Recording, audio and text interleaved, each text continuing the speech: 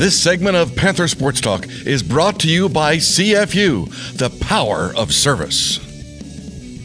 The UNI Panthers get their third top 10 win of the season, a 5-point win over 6th-ranked South Dakota. UNI now back in the top 25. Coach, your defense, we talked earlier about those 3 interceptions, or those 3 turnovers in that fourth quarter. What did you like out of your defense's execution down through that fourth quarter when their gas tank had to be down close to empty? Well, we were the pass rush and do those things for that long and in the fourth quarter against a great team.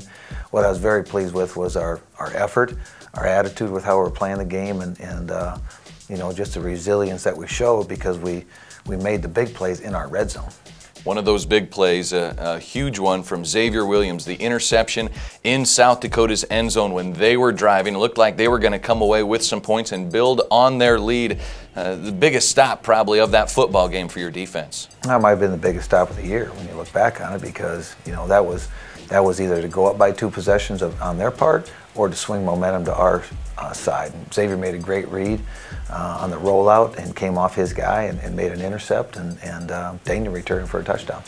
Senior defensive back Elijah Campbell, he is playing so physical right now.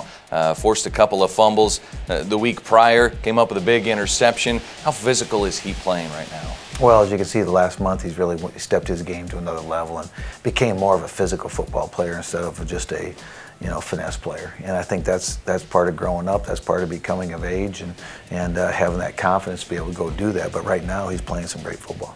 Keelan Brookins, a graduate transfer for your defense, comes up with a 29-yard pick six. The sealer really there in the fourth quarter, and he's been a big contributor the last few weeks as well. What did you see from him on that play? Well, he was holding coverage, and again, we flushed him out of the pocket. It was a coverage sack was going to happen. And then when we got him out of the pocket and running to his left, it's hard for him to throw across his body, and gave us an opportunity to get the intercept, and Keelan got the score. He had 6 tackles as well, was named Conference Defensive Player of the Week. Does he add some of that veteran leadership to that defense? Well, I think he's gaining confidence each day too, because he hasn't played. He's been at Wisconsin, but he never played for Wisconsin, so he was always in that secondary role for them. So each day he plays, each time he gets out there, he becomes more confident in what he's doing for us.